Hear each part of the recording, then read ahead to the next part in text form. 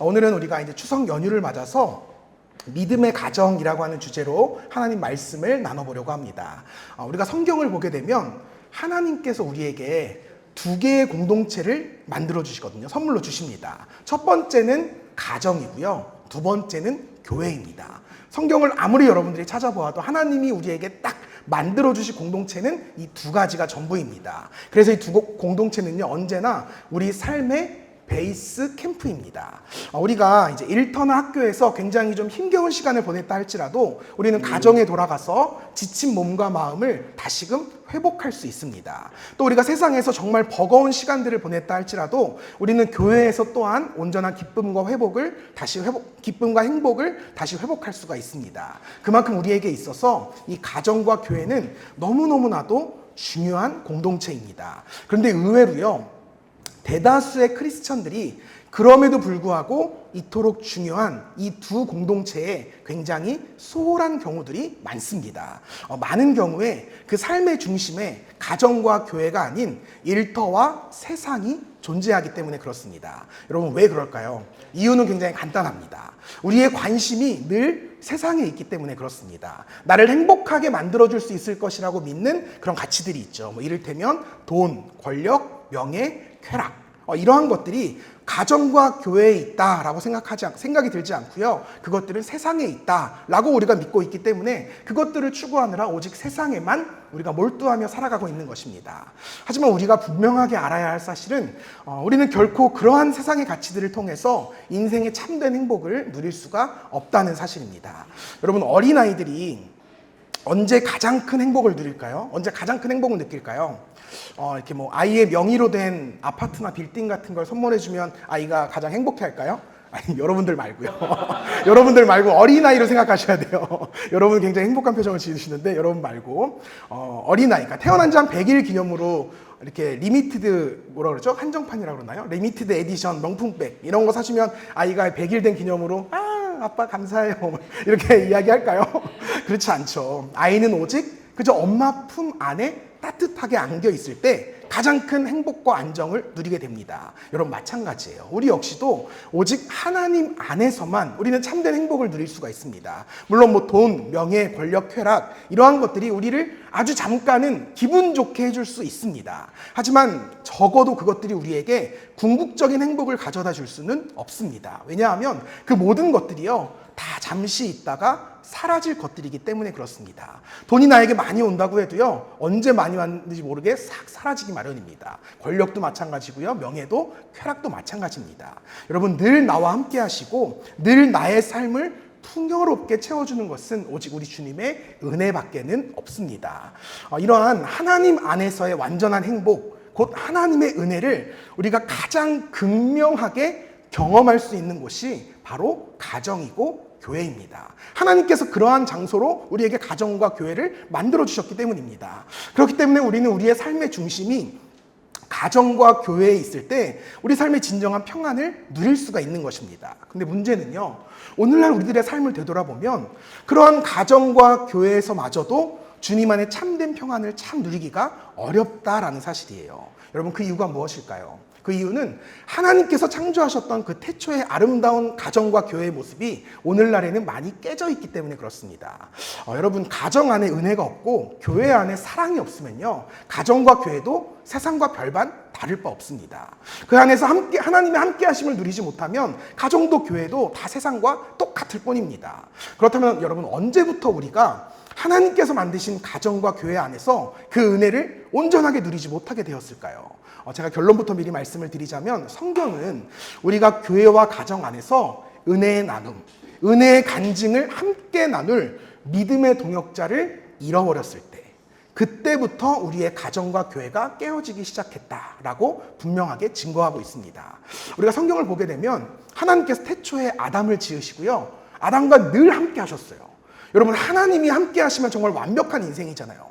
근데 놀랍게도 성경은 그럼에도 불구하고 아담의 삶이 불안했다고 이야기해요. 하나님께서 그러한 아담의 삶을 지켜보는데 무언가 불완전해 보이는 거예요. 그래서 그의 삶을 완전케 하시려고 어떤 선물을 하시느냐?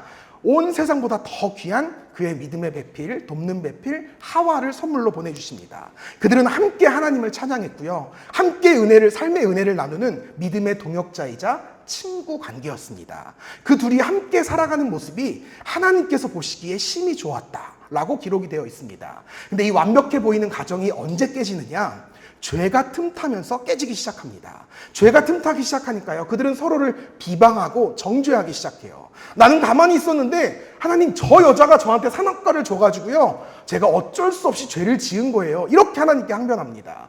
아니, 자신의 당신은 내 살 중에 살이고 뼈 중에 뼈입니다. 막 이렇게 그냥 잔뜩 막 스윗하게 프로포즈 할 때는 언제고, 이제 와서 하루아침에 그냥 다 철천지 원수가 되어버리고 말았다는 거죠. 이처럼 우리가 가정 안에서 믿음의 동역자, 믿음의 친구가 사라지면 그 가정은 깨지게 됩니다.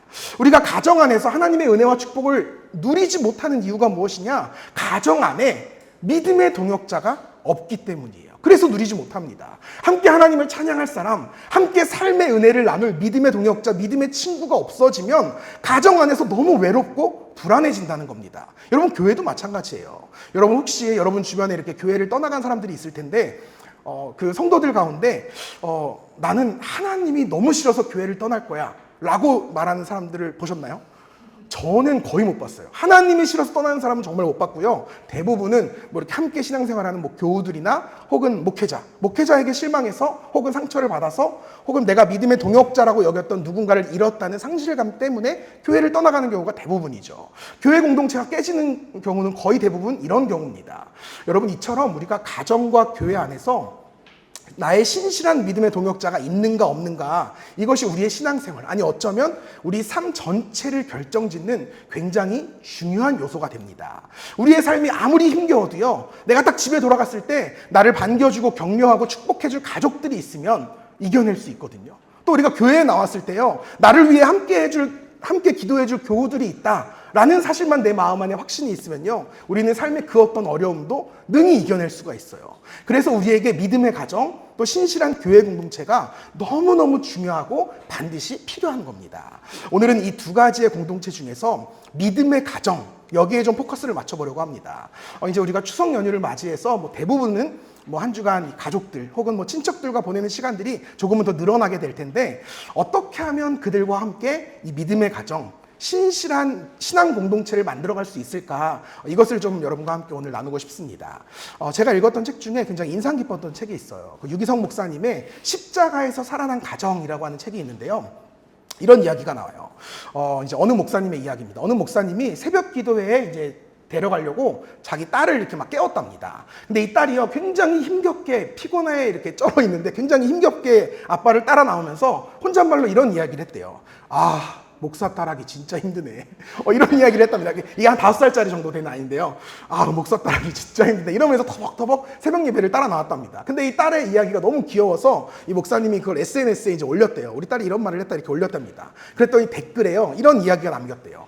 저는 목사님의 딸이 너무 부럽습니다. 저희 가족들은 아무도 예수님을 믿지 않아요. 그것이 얼마나 외롭고 마음 아픈지 모릅니다. 비록 힘들지만 새벽에 교회 가자고 깨워주는 아빠가 있는 목사님 딸이 저는 너무 부럽습니다. 이런 댓글이 달렸다는 거예요. 제가 이 글을 읽으면서요, 새삼 예수님을 믿지 않는 가족들 때문에 마음고생하고 있는 우리 성도님들의 얼굴이 생각이 났어요. 제가 이제 얼추 다 알잖아요. 우리 중에도 이제 꽤 많이 있습니다. 부모님이 믿음 생활을 하지 않는다거나 혹은 자녀들이나 내 형제들이 교회에 나오지 않고, 저 역시도 저희 가족 중에 교회 생활을 하지 않는 분들이 꽤 계시기 때문에 그 아픔을 충분히 공감합니다.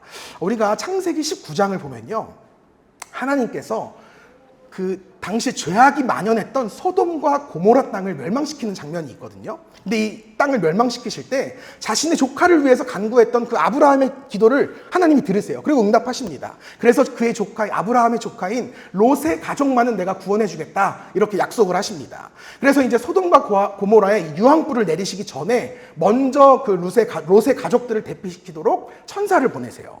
근데 문제는요, 정작 이 롯의 가족들이요, 소돔과 고모라를 떠나고 싶어 하지 않았다는 거예요. 이 땅은 곧 하나님의 심판이 임할 겁니다. 지금 당장 떠나야 돼 라고 말하는 롯의 말을 사위들이요, 농담으로 여겨요. 그리고 우리 장인어른 살짝 제정신이 아니신 것 같은데 이렇게 받아들입니다. 결국 그들은 이 사위들은 포기하고요. 내가 이 아내와 두 딸만 좀 챙겨야겠다 이런 마음으로 가족들 데리고 가거든요. 근데 이번에는 롯의 아내가 말을 듣지 않아요. 평생 모아놓은 전 재산이 다 이 땅에 있잖아요. 그러니까 이게 너무 아까워서 발이 떨어지질 않는 거예요. 그러니까 천사가 기다리다가 이제 곧 유황불이 떨어질 때가 되니까 더 이상 지체하지 않고요. 강제로 그들을 이끌고 그 땅을 나옵니다. 그러면서 당부하기를 절대 뒤돌아보면 안 된다. 절대 뒤돌아보면 안 돼. 이걸 강조하거든요. 근데 이 롯의 아내가요. 천사의 경고를 무시하고 다시금 그 미련 때문에 세상을 바라보다가 결국 소금 기둥이 되어서 그 땅에 나오지 못하고 맙니다. 여러분 이처럼 그 마음이 세상에 가 있는 사람은 구원받을 기회가 와도 구원받지 못합니다. 예수님께서 이때의 모습을 이렇게 표현하셨어요. 누가복음 17장 28, 20절에서 29절 말씀인데요. 이 말씀을 좀 같이 읽어보면 좋겠습니다. 읽겠습니다. 시작. 또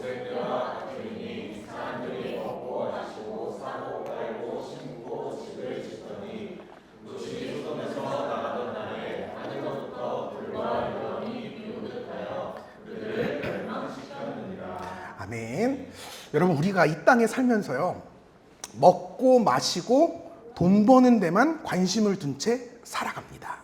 하지만 예수님께서요. 너희가 그렇게만 살다가는 결국 구원받지 못하고 멸망할 것이야 라고 엄히 경고하셨어요. 마치 롯의 가족들처럼 말입니다. 그들은 그저 세상에만 관심을 두었고요. 멸망하는 날까지도 세상만 바라보았다가 멸망당했습니다. 그러다 결국 하나님의 강권적인 구원의 기회가 있었음에도 불구하고 그것들을 다 저버린 채 심판을 당해서 멸망해버리고 말았습니다. 여러분 이것이 얼마나 안타까운 인생입니까? 근데 제가 이 말씀을 묵상하다가요. 문득 저도 저희 가정이 떠올랐어요. 저희 가정 안에도 저희 가족들 안에도 아직 믿지 않는 가족들이 굉장히 많이 있거든요. 근데 그들 모두 그들의 삶을 바라보면 그저 먹고 사는데 관심이 많아요. 이 땅에서 이 삶이 전부다라고 믿으며 살아갑니다. 복음에는 관심도 없고요. 아무리 전해도 들으려고 하지도 않습니다. 이러다가 혹시 우리 가정도 이 롯의 가정처럼 구원의 기회가 이렇게 숱하게 있었음에도 불구하고 스스로 차버리는 어리석은 인생으로 전락하는 것은 아닐까 저에게 너무 두려운 마음이 들더라고요.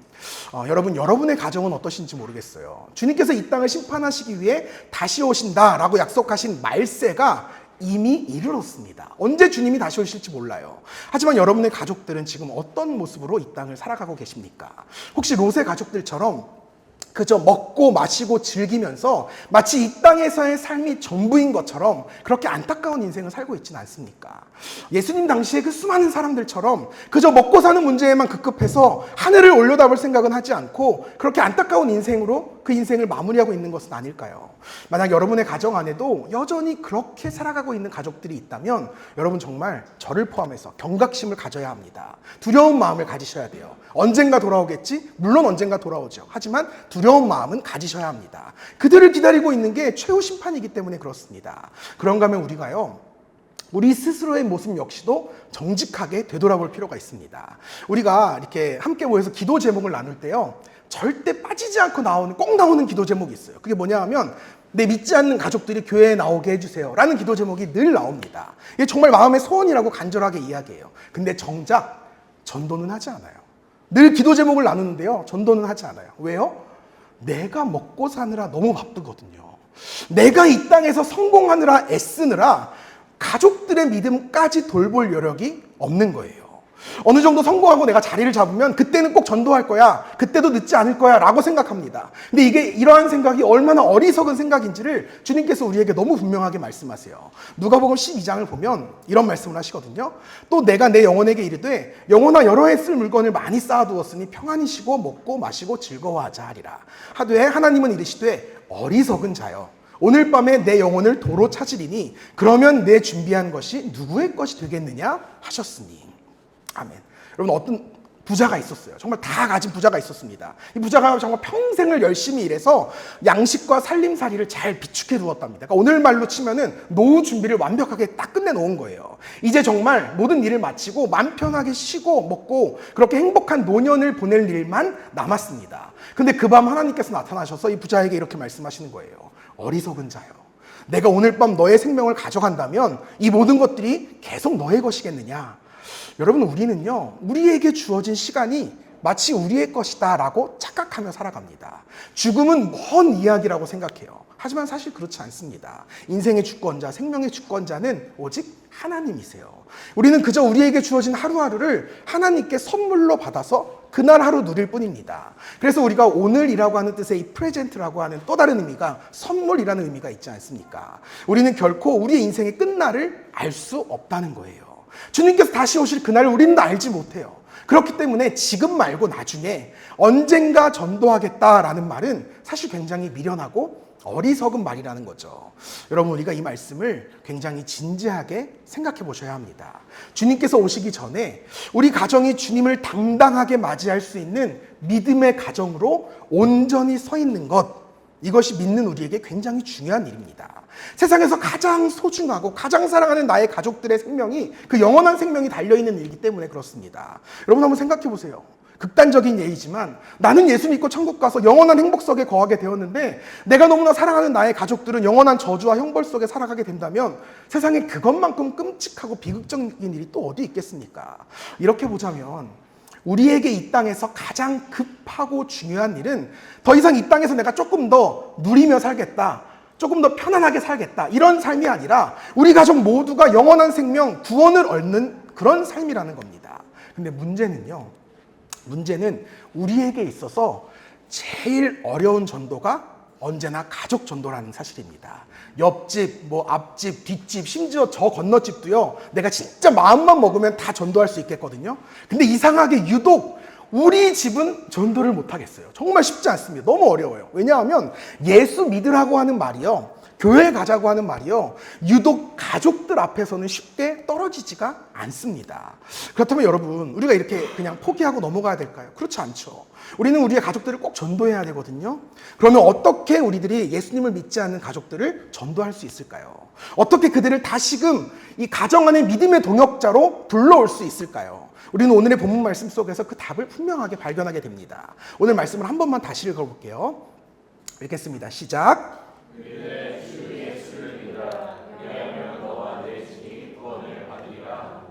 아멘.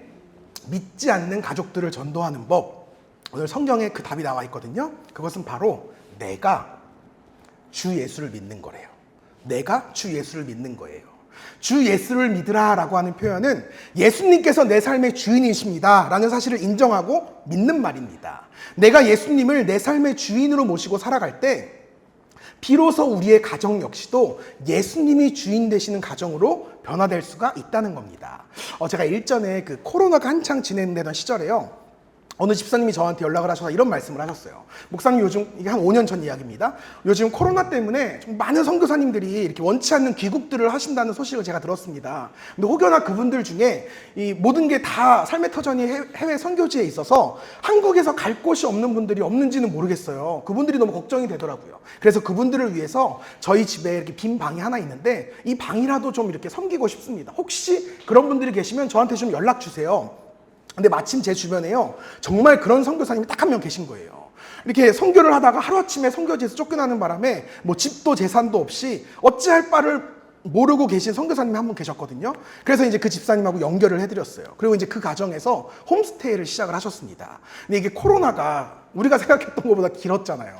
처음에 길어야 한 달 정도 이렇게 생각하고 홈스테이를 시작을 하셨는데 선교지로 돌아가기까지 무려 2년간을 그 집에서 함께 사시게 되신 거예요. 2년 만에 이제 선교지로 다시 돌아갈 수 있는 길이 열려서 이제 그 집사님 가정이랑 저랑 같이 선교사님을 이제 공항에서 배웅해드리고 제가 집사님께 감사 인사를 드렸죠. 집사님, 제가 이렇게 실수한 건 아닌가 모르겠어요. 저는 한 달 생각하고 이렇게 연결시켜드렸는데 2년이면 군대보다 긴데 어떻게 괜찮으셨어요? 이렇게 제가 이제 약간 걱정스러운 마음에 이렇게 여쭤보니까요, 집사님이 저한테 이런 말씀을 하시는 거예요. 목사님, 처음에는 그저 선교사님을 돕고 싶다는 마음 때문에 시작한 섬김이었거든요. 근데 시간이 지날수록 오히려 저희들이 섬김을 받고 저희 가족들의 삶에 뚜렷한 변화를 경험했던 놀라운 시간이었어요. 선교사님께서 저희 가정에 이 함께 사는 동안 너무너무 좋은 믿음의 본이 되어주셨고 어찌나 선한 영향력을 베풀어 주시던지 그분 덕분에, 그 선교사님 덕분에 우리 가족 전부가 완전히 다른 모습으로 변화되게 되었어요. 일례로 저희 남편은요 진짜 허구한 날 매일 술에 취해 돌아왔거든요. 근데 그 술에 취해서 돌아오던 남편이 처음에는 선교사님 눈치를 보느라 한 잔, 두 잔만 먹고 들어오다가 어느 순간부터는 아예 술을 끊었습니다. 또 교회 가라고 그렇게 타이르고 꾸짖어도 절대 말을 듣지 않던 이 사춘기 아이들도요, 선교사님과 이렇게 매일 교제하고 대화하기 시작하면서 다시 마음을 잡고 신앙생활을 열심히 하기 시작했습니다. 저 역시도 선교사님의 권면으로 그간 소홀했던 매일의 기도 생활, 말씀 생활을 다시 시작하게 되었습니다. 그 무엇보다 선교사님으로 인해서 저희 가정에 가정 예배가 처음으로 시작이 되었습니다. 이제는 저녁 9시가 되면 자동으로 다 함께 모여서 찬송을 부릅니다. 정말 이제 예수님을 주인으로 모시고 사는 선교사님 한 분 때문에 저희 가정의 주인도 예수님으로 바로 설 수 있게 되었습니다. 제가 이 집사님의 간증을 들으면서요, 문득 이런 생각이 들더라고요. 아, 그렇구나. 어쩌면 가족 전도는 이렇게 하는 것이겠구나. 이렇게 말하고 타이르고 얼르고 달래고 이래서 전도하는 게 아니라 이 가정 안에서 내가 믿음의 본을 보이고 사랑과 친절을 베풀며 살아갈 때, 정말이지 내가 예수 믿는 사람처럼 살아갈 때 그들이 내 삶을 바라보면서 예수님을 알게 되고 그렇게 조금씩 이 복음 앞에 마음의 문을 열게 되는 것이구나. 여러분, 13세기의 위대한 성자인 성 프란체스코가요 이런 말을 했어요. 때를 얻든지 못 얻든지 항상 말씀을 전파하라. 필요하다면 말도 사용하라. 필요하다면 말도 사용하라. 이게 무슨 말이죠? 복음을 전파할 때 그저 말보다는 행동으로, 또 삶의 모습으로 전해야 한다는 말입니다. 사랑하는 여러분, 우리가 정말 예수님을 믿는 크리스천이라면 적어도 믿지 않는 가족들에게 예수님 믿는 사람은 이렇게 삶이 달라 라는 모습을 보여주어야 하지 않겠습니까? 만약 우리가 우리의 가정 안에서 예수님을 믿는다라고 하는 이유 때문에 선한 영향력을 끼치기 시작한다면 그들이 정말 복음을 향해서 조금씩 마음의 문을 열어가지 않을까요? 이렇게 보자면 우리가 우리 주변에 이렇게 믿지 않는 가족들이 있음에 감사해야 될지도 모르죠. 전 이번 주 한 주간 동안 오히려 그런 마음이 들더라고요. 아, 정말 예수 믿지 않는 가족들이 있어서 너무 감사하다. 왜냐하면 그들을 전도하기 위해 애쓰다가 도리어 내가 예수님을 정말 제대로 믿게 되겠구나 라는 확신이 들었기 때문입니다. 제가 일전에 읽었던 책 중에 굉장히 강렬한 책이 하나 있었거든요. 주명식 목사님이 무당 엄마 목사들이라고 하는 책을 쓰셨어요. 일단 제목부터 굉장히 화려하죠. 이 목사님의 엄마가 무당이니까 이 가족 전도의 끝판왕이 나타난 셈이에요. 이 주 목사님은요, 어려서부터 교회에 다녔고 학생 때 은혜를 받아서 목사가 되기로 결단한 사람이었어요. 근데 목사님이 군대에 간 사이에 정말 청천벽력 같은 소식을 듣게 됩니다. 어머니가 그 사이에 신내림을 받고요, 무당이 되었다는 거예요. 근데 그것도 그냥 일반 무당이 아니라 진짜 맨발로 작두 타는 그 무당 중에서도 가장 강한 강신무가 되었답니다. 저도 이 책에서 봤는데 강신무가 우리나라에 13명밖에 없대요. 그러니까 이제 탑 오브 탑에 올라간 거예요. 이후 목사님은 휴가를 받아서 이제 집에 올 때면 늘 그 어머니와의 아주 살벌한 영적 전쟁을 치렀다고 합니다. 그러니까 만나기만 하면 서로 으르렁거리면서 싸웠다는 거예요. 그러니까 제대 후에는 이 목사님이 소위 부흥사, 이 목사님들을 찾아다니면서 계속 상담을 했답니다. 어떻게 하면 우리 엄마 귀신을 쫓아낼 수 있을까요? 이걸 계속 상담하고 다녔대요. 근데 그때마다 한결같이 듣는 이야기가 어머니를 구원하려면 그 어머니 속에 있는 귀신보다 더 강력한 능력을 받아야 된다. 이런 말을 들어서 그 능력을 받으려고 부흥회와 기도원을 진짜 끝이 없이 쫓아다녔다는 거예요. 밤새 목이 터져라 기도했답니다. 그리고 기도를 마친 후에는 언제나 어머니와의 화끈한 한판이 예비되어 있었다는 거예요. 아이러니하게도 기도를 하면 할수록 어머니와의 관계가 악화되고 그 싸움이 걷잡을 수 없이 커졌다는 겁니다. 어머니가 무당이 되기 전에는 그렇게 착하고 순종적인 아들이었는데 지금은 어머니의 마음을 찢는 불효자가 되어버리고 말았다는 거죠. 그러던 어느 날 목사님이요, 말씀을 읽던 중에 성도의 가장 큰 은사는 귀신을 쫓는 능력보다 사랑하는 능력이다 라는 사실을 깨닫게 되셨대요. 그리고 자신의 모습을 돌아보는데, 야, 내가 그동안 어머니랑 싸우기만 하다가 어머니의 영혼은 정작 사랑한 적이 없구나 라는 생각이 들었답니다. 사실 목사님이 대적해야 될 것은 어머니가 아니라 어머니 속에 있는 그 마귀인데 정작 자신은 어머니만 대적하고 있었다는 사실을 깨닫게 된 거죠. 그래서 그때부터 마음을 바꾸셨답니다. 어머니의 영혼과 인격을 진심으로 사랑해야지, 섬겨야지, 이렇게 마음을 바꾸셨대요.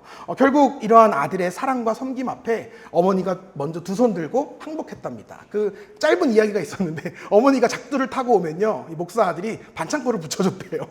작두 타느라 고생하셨습니다. 다음에는 이제 그만 타셨으면 좋겠어요. 이렇게 붕대도 감아주고 그런 모습을 통해서 어머니가 감동을 받으셨다는 거예요. 그러면서 결국은 어머니가 자신이 직접 이 무당직을 내려놓고 크리스천으로 회심을 하셨다고 합니다. 제가 이 책을 읽으면서 이런 생각이 들더라고요.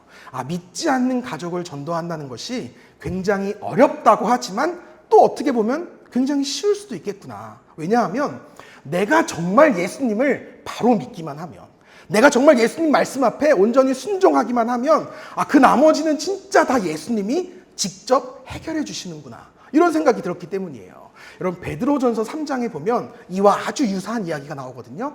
예수님을 믿지 않는 남편을 둔 여자 성도들에 대해서 베드로 사도가 이런 권면을 해요. 이 말씀을 좀 같이 읽어보면 좋겠습니다. 읽겠습니다. 시작. 아내들아,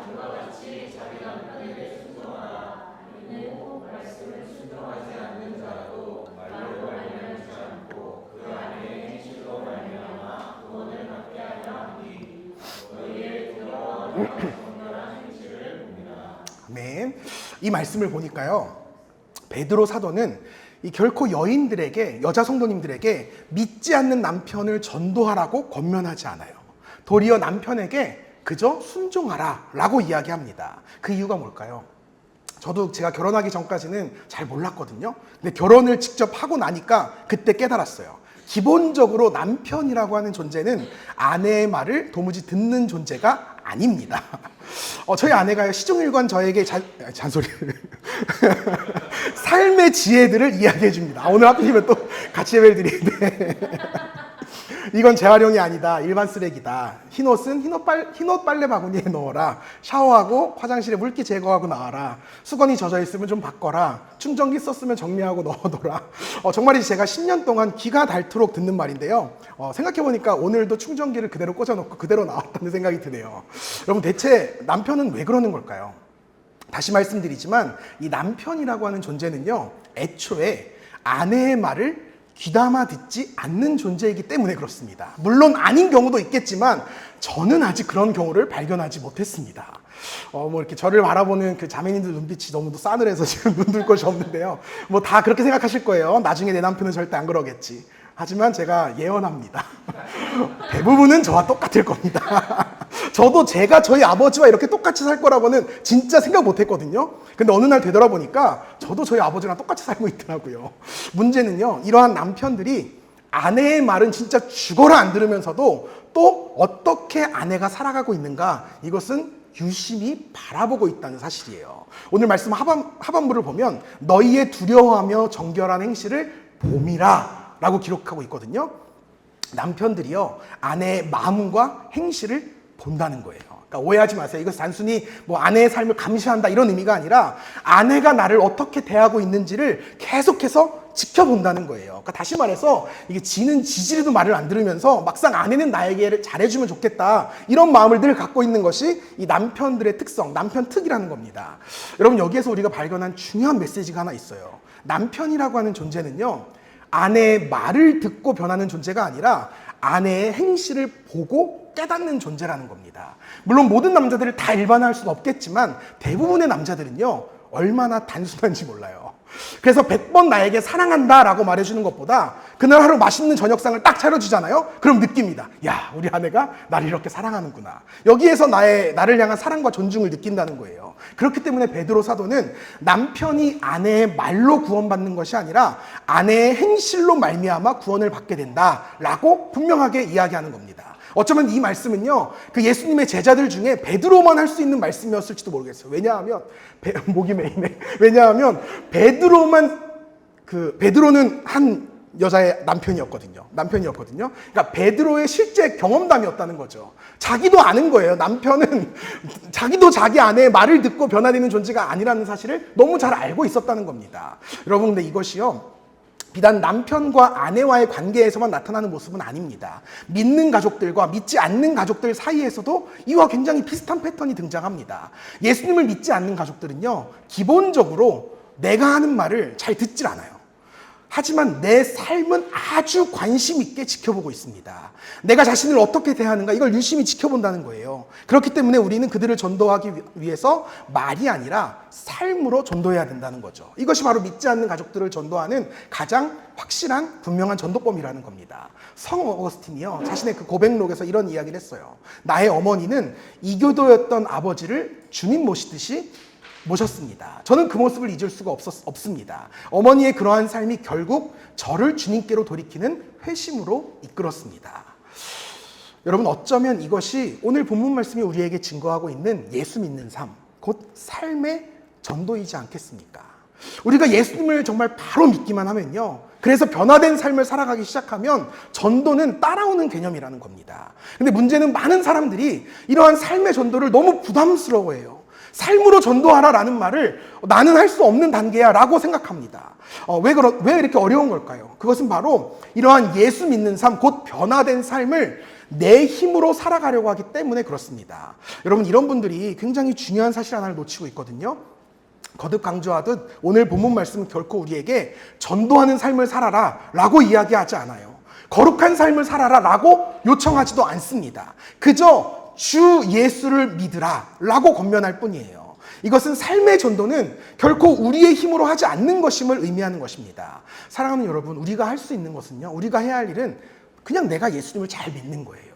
예수님을 내가 나의 주인으로 인정하고 내가 주님 말씀에 순종하겠다, 이 믿음이면 충분하다는 겁니다. 그러면 나머지는 다 그 주인 되시는 예수님께서 친히 역사하신다는 거예요. 우리의 삶도 주님이 변화시켜 주시는 거고요, 그러한 변화된 삶을 지켜보는 가족들의 삶도 주님께서 구원해 주신다는 겁니다. 삶의 전도도 가족의 구원도 결국은 모두 주님께서 다 이루어 주시는 것이라는 겁니다. 이제 어느덧 한 6년 정도 된 이야기거든요. 제가 이제 저희 아버지를 위해서 기도하던 중에 하나님이 문득 저에게 아버지에게 사랑합니다 라고 직접 입으로 고백하라는 그런 마음을 주시는 거예요. 여러분은 뭐 잘 아시겠지만 다 큰 남자가 아버지한테 사랑합니다 라고 표현하는 것 자체가 너무 쑥스럽고 멋쩍은 이야기잖아요. 제가 진짜 거의 해본 적이 없거든요. 너무 그러니까 약간 민망해서 차일피일 미루다가 주님께서 너무 강권적인 마음을 계속 부어주시는 거예요. 그래서 정말 간신히 아버지에게 이렇게 통화하다가 야, 사랑해요 이렇게 뭐 알아들었는지 모르겠지만 사랑해요 이렇게 하고 이렇게 끊었던 적이 있어요. 근데 그러고 이제 며칠 후가 이제 어린이날이었거든요. 그래서 이제 그때는 저희 지용이밖에 없을 텐데 지용이를 데리고 이제 아버지와 함께 만났던 적이 있습니다. 같이 이제 아이 선물을 고르는 중에요, 아버지가 저에게 물으시는 거예요. 너 요즘 왜 이렇게 아빠한테 전화를 안 하냐? 이렇게 물으시는 거예요. 그래서 제가 딱히 할 말이 없어서 핸드폰 고장 났어요. 핸드폰이 잘 안 돼요. 막 이렇게 이야기를 했는데 이게 진짜 뭐 그냥 핑계가 아니라 제가 3년쯤 이렇게 그 중고폰을 쓰고 있었는데 진짜 자주 고장이 나더라고요. 그래서 어떻게 소용이 안 되죠? 핑계가 안 되죠? 네. 그래서 제가 이제 뭐 핸드폰이 안 돼서 전화를 못했다 이렇게 이야기하니까 그랬더니 갑자기 저희 아버지가요, 야, 어린이날인데 너 핸드폰 하나 선물로 사줄까? 라고 하시는 거예요. 제가 그때 당시에도 내일 모레 40이었는데 무려 어린이날 선물을, 어렸을 때도 받지 못했던 어린이날 선물을 사주신다는 거예요. 그러니까 제가 이 상황이 너무 어색하잖아요. 어색해서 이 마음의 소리가 밖으로 튀어나와 버리고 말았어요. 이게 지성인으로서 그러면 안 되는데 머리로는 분명히 감사해요 라고 생각을 했거든요. 근데 정작 입에서는 왜요? 이 말이 툭 튀어나온 거예요. 그래서 아버지가 저한테 이런 말씀을 하시는 거예요. 야, 아들한테 내가 사랑한다는 말도 들었는데 뭐라도 선물해야지, 이런 말씀을 하시더라고요. 그러면서 핸드폰을 턱 사주시는데요, 그게 이제 제가 6년 동안 쓰고 있는 이 핸드폰이에요. 지금 뭐 그렇다고 특별한 애착이 있는 건 아니에요. 굉장히 바꾸고 싶은데 고장이 안 나서 못 바꾸고 있는 건데요. 내년 어린이날이 오기 전에 꼭 고장나기를 간절히 소원해 봅니다. 이미 제가 핸드폰의 달콤한 맛을 봤기 때문에 지금은 뭐 하루에 100번도 사랑한다는 말도 할 수 있을 것 같아요. 근데 그때 당시에요, 이 핸드폰을 사주시고 저희 아버지가 굉장히 좀 생색을 내고 싶으셨나 봐요. 그러니까 매일 문자가 오는 거예요. 매일. 아들 전화 잘 돼? 당연히 잘 되지. 문자 잘 보내줘? 이걸 계속 연락을 하시는 거예요. 그래서 제가 어쩔 수 없이 아버지와 이렇게 매일같이 톡도 아니에요, 문자를 이렇게 주고받는 거예요. 딱히 이렇게 제가 할 말이 없을 때는 그냥 할 말이 없으니까 그냥 이렇게 예배, 그때 저희가 섬기던 교회 제 설교 링크를 그냥 이렇게 그냥 보내드리고 그랬어요. 그러면 매주 이렇게 피드백이 와요. 목사님 은혜 받았어요. 근데 설교가 너무 길어요. 오늘은 12분까지밖에 못 듣겠어요.